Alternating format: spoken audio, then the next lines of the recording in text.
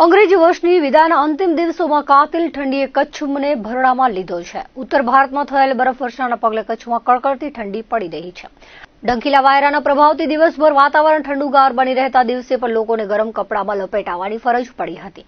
પશ્ચિમ કચ્છના અબડાસા, નખત્રાણા, લખપત અને ખાડા રણ વિસ્તારમાં હાડ થીજવતી ઠંડીનો લોકોને અનુભવ થઈ રહ્યો છે. 18 કિલોમીટર પ્રતિ કલાકની ઝડપે ફૂંકાયેલા ઠંડા પવનોએ ઠંડીની ધાર વધુ તીક્ષ્ણ બનાવી છે.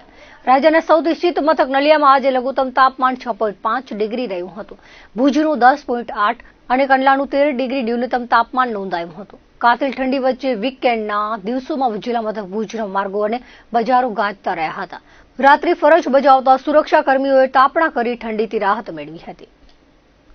લોકોને કઈ રીતે મદદરૂપ થઈ વધુમાં વધુ લોકો લાભ લે તેવા ઉમદા આશય સાથે કચ્છના પાટનગર ભુજમાં કોમર્સ કોલેજથી સામે આવેલા ધ બિઝનેસ એલિગન્સ નામની કંપનીનો શુભારંભ જાણીતા આચાર્ય નવલ શંકરભાઈના હસ્તે કરાયો હતો. તેમની સાથે સાંસદ વિનોદ ચાવડા, કંપનીના માલિક દિલીપ ત્રિવેદી, પુત્ર કવન ત્રિવેદી સાથે રહ્યા હતા. કચ્છમાં નામાંકિત ધારાશાસ્ત્રી દિલીપ ત્રિવેદી છેલ્લા 42 વર્ષથી વકીલાતના વ્યવસાય સાથે સંકળાયેલા છે. ત્યારે તેમની ઓફિસ આ કોમ્પ્લેક્સમાં આવેલી છે. તેમણે આ અંગે જણાવ્યું હતું કે મારી ઓફિસ આ જ કોમ્પ્લેક્સમાં છે. સાથે તેમના દીકરા કવન ત્રિવેદીએ એક નવો સાહસ કર્યો છે. નાના વર્ગના લોકોને ઉપયોગી થવા માટે એક નવા કોન્સેપ્ટને પ્રજા સમક્ષ લાવ્યા છે, જેમાં તમામ લોકોને સારી રીતે નાણાંનું રોકાણ માટેનું માર્ગદર્શન આપી શકાય તેવા પ્રકારના બિઝનેસ એલિગન્સમાં સમાવેશ કરવામાં આવ્યો છે. અમદાવાદમાં બધા પ્રકારની પ્રોપર્ટી ખરીદ વેચાણ થાય છે, ત્યારે કચ્છમાં આવેલા રોકાણકારોને યોગ્ય માર્ગદર્શન મળે તેના માટે આ વ્યવસાયની સ્થાપના કરવામાં આવી છે. બીજું વધુમાં રોકાણની સાથે અન્ય એક નવો કોન્સેપ્ટ માઇક્રો ફાઇનાન્સ શરૂ કરવામાં આવ્યું છે. તે તેમનો પુત્ર કવન ત્રિવેદી સંભાળશે, જેમાં ખૂબ જ ઓછા વ્યાજના દરથી 5 લોકોનું ગ્રુપ રેકડી ધારકોને માઇક્રો ફાઇનાન્સ દ્વારા ઓછામાં ઓછું 10,000 થી 50,000 સુધીનું ધિરાણ આપવામાં આવશે. આ ધિરાણ હપ્તા પદ્ધતિથી 12 મહિનાની અવધિમાં પૂર્વ કરવાનો રહેશે, જેમાં નાના મોટા કામ માટે શાકભાજીવાળા, ભરત ગૂંથણ મંડળી, ગ્રહ ઉદ્યોગ, નાના કારીગરોનો સમાવેશ કરાશે અને તેને લોન આપવામાં આવશે. આ પ્રકારની ધિરાણની પદ્ધતિની શરૂઆત પ્રથમ ભુજથી કરવામાં આવી છે. તેનો વ્યાપ સમગ્ર કચ્છમાં ફેલાવવામાં આવશે. તેનો લક્ષ્યાંક 5,000 લોકોને જોડાવાનો છે, જેના કારણે નાના વર્ગના વેપારીઓને બેંકની હાલાકી, જમીન, આધાર, સિક્યુરિટી આપવાની રહેશે નહીં. તેને વગર ધિરાણ આપવામાં આવશે, કારણ કે કચ્છની પ્રજા ભરોસામંદ છે. જ્યારે કોરોના સમય વખતે રાજ્ય સરકારે આત્મનિર્ભર યોજનાની જાહેરાત કરી હતી. આ યોજનાનો લાભ રાજકોટ નાગરિક બેંકે ખૂબ આપ્યો છે. તેમાં 1 લાખથી લઈ 2.5 લાખની લોન આપી કચ્છમાં 20 કરોડનું માતબર ધિરાણ આપ્યું છે, જેના થકી 1500 લોકોને બેંકે બેઠા કર્યા છે. આવનારા દિવસોમાં 21મી સદીમાં લોકો ખૂબ આગળ વધી રહ્યા છે. તેમાં પોતાની પૂંજીની સલામતી, યોગ્ય રોકાણની સલાહ આ વ્યવસાયમાંથી મળશે. તેનો લાભ વધુમાં વધુ લોકો લે તેવી અપીલ કરી હતી. અમારા બિઝનેસ એલિગન્સનું એક જ ઉદ્દેશ્ય છે કે લોકોને કઈ રીતે મદદરૂપ થવું. પધારેલા મહાનુભાવો અને અગ્રણીઓ હાજર રહી શુભેચ્છા આપી હતી. અમારા ભારતીય જનતા પાર્ટીના ગૃહ અધ્યક્ષ આદરણીય શ્રી દિલીપભાઈ ત્રિવેદી અને એમના સુપુત્ર ભાઈ શ્રી કવનભાઈ દ્વારા આજે વ્યવસાયિક ઓફિસનો આજે શુભારંભ કરવામાં આવ્યો છે. હું એમને ખૂબ ખૂબ હૃદયપૂર્વકની ઘણી શુભકામના, શુભેચ્છા પાઠવું છું. નવી ઓફિસના શુભારંભ પ્રસંગે નવલશંકર મહારાજ અને સૌ મહાનુભાવો ઉપસ્થિત રહ્યા હતા. એમને પુનઃ હું ખૂબ મારી હૃદયપૂર્વકની શુભકામના અને શુભેચ્છાઓ પાઠવું છું. આમ તો સામાન્ય રીતે કચ્છની જનતા જે રીતે જાણે છે, છેલ્લા 42 વર્ષથી વકીલાતના વ્યવસાયમાં મેં કાર્ય કર્યું છે. સામાજિક જીવન અને રાજકીય રીતે ઘણા વર્ષોથી હું જે કાર્ય કરી રહ્યો છું એ કચ્છને પણ ખબર છે. પરંતુ એક નવા સાહસ તરીકે અને લોકો ઉપયોગી નાના વર્ગના લોકોને એક નવો કન્સેપ્ટ આપી શકાય એ રીતે કચ્છમાં દિવસે દિવસે હરણફાળ વધતી જાય છે. આપણો વિકાસ પણ ખૂબ વધે છે. આપણા રાષ્ટ્રીય વડાપ્રધાન દેશના લોકપ્રિય નરેન્દ્રભાઈએ જે રીતે ખૂબ જ વિકાસની એક કડી કચ્છને આપી છે, ત્યારે તમામ લોકોને એક સારી રીતે ફાઇનાન્શિયલ ગાઈડન્સ પણ આપી શકાય એ પ્રકારનો એક પ્રયાસ આ બિઝનેસ એલિયન્સમાં રહેશે. સાથે સાથે કચ્છમાં જે રીતે અને અમદાવાદમાં આજે અમદાવાદમાં પણ જે પ્રકારની બધી પ્રોપર્ટીઓનું વેચાણ ખરીદ થાય છે, તો કચ્છના લોકોને પણ યોગ્ય માર્ગદર્શન મળે એ પ્રકારે અહીંયાથી આ પેઢી દ્વારા ફોર્મ દ્વારા એ એક પ્રકારનો ગાઈડન્સ આપી સેતુ બની અને સારી રીતે રોકાણકારોને ફાયદો થાય એ પ્રકારનો પ્રયાસ. સાથે સાથે એક કન્સેપ્ટ એક નવો માઇક્રો ફાઇનાન્સનો, જે મારા દીકરા છે કવનભાઈ, એના દ્વારા આ માઇક્રો ફાઇનાન્સ કે પહેલાં ઘણા સમય પહેલાં ઘણી બધી બેન્કો અને સખી મંડળો દ્વારા આ ધિરાણનો પ્રયોગ થતો હતો, પરંતુ આપણે હવે એ પ્રયાસ એવી રીતે લઈ જશું કે ખૂબ જ ઓછા વ્યાજના દરથી અને માત્ર 5 લોકોનું ગ્રુપ, કોઈ પણ વ્યક્તિ, પછી બહેનો હોય કે ભાઈ હોય, નાનામાં નાના રેકડીદારને પણ એ માઇક્રો ફાઇનાન્સ દ્વારા મિનિમમ 10,000થી કરીને વધુમાં વધુ એને 50,000 સુધીનું ધિરાણ અત્રેથી કરવામાં આવશે. અને એ ધિરાણ હપ્તા દ્વારા વસૂલાત કરવાની રહેશે. 12 માસિક એના માઇક્રો ફાઇનાન્સનું ધિરાણ આપીને એને નાના મોટા કામ માટે થઈને જે કંઈ હોય, પછી રેકડીવાળો હોય, શાકભાજીવાળો હોય, કોઈ બહેનો ભરત ગૂંથણવાળી હોય, કે ઘરે બેસીને પણ કોઈ ગૃહ ઉદ્યોગ કરતા હોય, કે અનસ્કિલ કોઈ નાનો કારીગર હોય, તો એને પણ આપણે 50,000 સુધીનું મેક્ઝિમમ ધિરાણ આપી વાર્ષિક સામાન્ય ઓછા વ્યાજના દરે લઈ અને એને રીપેઇંગ થાય, દર વર્ષે એને પાછો ટેકો મળી રહે, એ પ્રકારની સાયકલ અને પ્રયત્ન શરૂઆતમાં ભુજ ખાતે કરીને પછી ધીરે ધીરે કચ્છમાં આવી રીતે એવો પ્રયાસ છે કે આવનારા વર્ષમાં 5,000થી વધુ લોકોને આમાં જોડવાનો એક પ્રયાસ છે, કે જેથી નાના વર્ગના લોકોને બીજી બધી ઝંઝટ, બેન્કોમાં જઈને કોઈ પણ પ્રકારના જામીન, વસ્તુ, આધારો, સિક્યુરિટી એ વગર, કચ્છની પ્રજા આપણી બહુ ભરોસામંદ પ્રજા છે.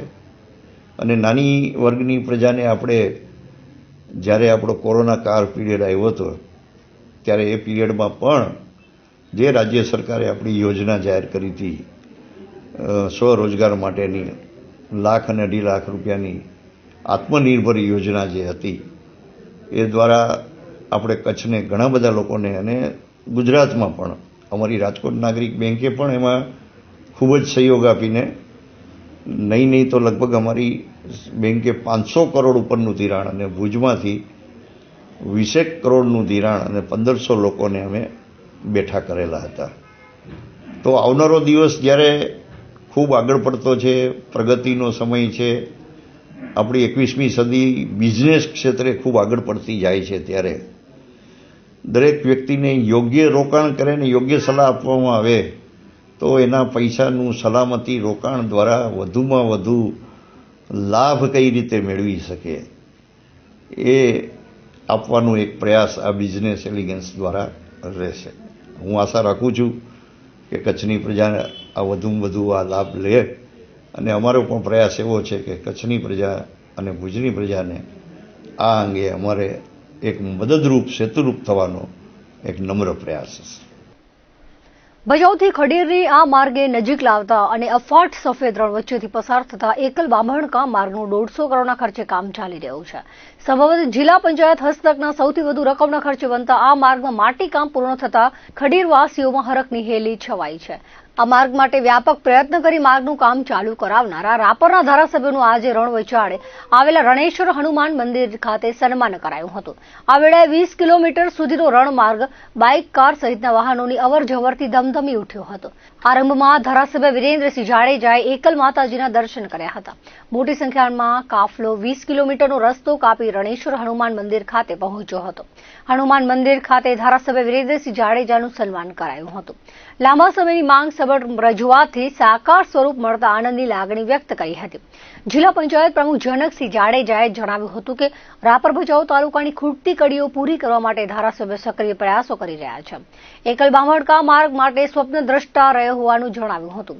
રાજ્ય સરકાર અને કેન્દ્ર સરકારની ગ્રાન્ટમાંથી 150 કરોડના ખર્ચે રણોવૈચાળે એકલ બામણકા માર્ગ બન્યો છે. વાગડ માટે હવે વિકાસના દ્વાર ખુલી રહ્યાનો હરખ ખડીર ભચાઉ નજીક થતા વ્યક્ત કર્યો હતો.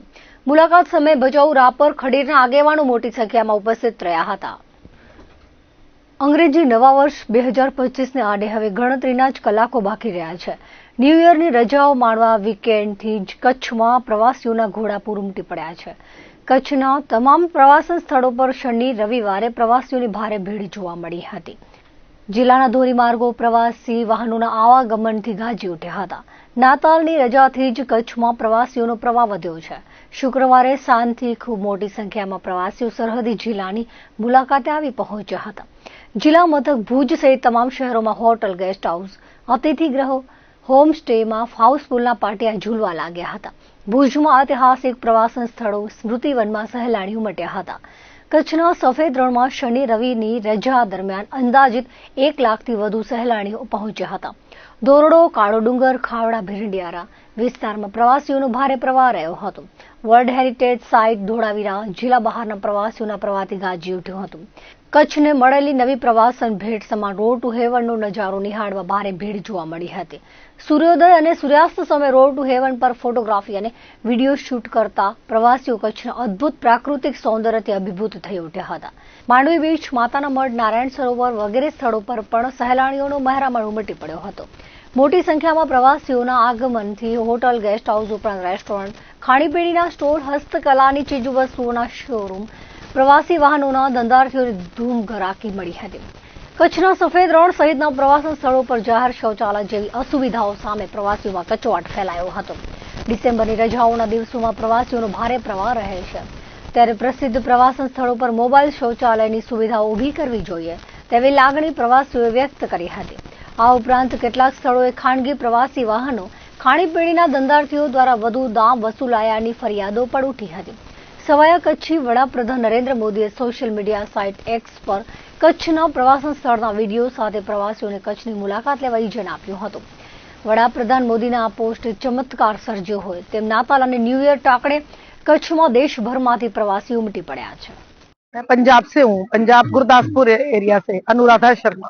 धौलावीरा भी बहुत अच्छा लगा और ये मैंने इस तरह का समंदर, मतलब नमक का समंदर सुना था उसके बारे में, लेकिन देख के इतना अच्छा लगा, इतना आनंदित लगा. आते आते हम धौलावीरा गए थे तो इतना ताजा ताजा नमक था, मतलब आई वॉज वेरी एक्साइटेड और बहुत ही अच्छा लगा मुझे यहाँ आके. अब लग गया कि दिन बन गया, सच में बहुत अच्छा. मुझे लगता है कच्छ तो दुनिया से ही अलग है. दुनिया में इस तरह का रन कोई है ही नहीं. इंडिया छोड़ के दुनिया भर के लोगों को यहाँ आना चाहिए, एक बार ये चीज को जरूर एक्सप्लोर करना चाहिए. बहुत बढ़िया एक्सपीरियंस रहा. मेरा नाम मनु है और मैं मुंबई से आई हूँ. नाम प्रगति है, मैं दिल्ली से आई हूँ. और हम दोनों बहन हैं. हम लोग आज ही पहुंचे हैं कच्छ. हम लोग पूरा गुजराती टूरिज्म करके आ रहे हैं और पहली बार ही आ रहे हैं. यहाँ पे एकदम स्नो टाइप फीलिंग आ रही है, बहुत ही बढ़िया. और मतलब फोटोज भी ऐसी आ रही है कि स्नो, मतलब मेरे को बहुत ही, मैं माउंटेन पर्सन हूँ, मैं नहीं हूँ बीच वाली पर्सन, लेकिन यहाँ पे आके बहुत ही अमेजिंग सा लग रहा है. और कल भी हम लोग आने का प्लान कर रहे हैं, 1 डे ट्रिप था, लेकिन इतना ब्यूटीफुल है, इतना मेस्मराइजिंग है कि कल वापस आने का मतलब सनसेट अभी देख रहे हैं, कल मॉर्निंग में फिर से सनराइज भी देखेंगे. तो और जैसा वीडियोस में दिखता है उससे और बहुत ज्यादा सुंदर है. सुनो बताना, मस्ट एक्सपीरियंस, मतलब मस्ट हैव एक्सपीरियंस है. દર્શક મિત્રો, આ હતા અત્યાર સુધીના કચ્છોદર ટીવી સમાચાર. ફરી મળીશું નવા સમાચારો સાથે, નવી અપડેટ સાથે. ત્યાં સુધી મને રજા આપશો. નમસ્કાર.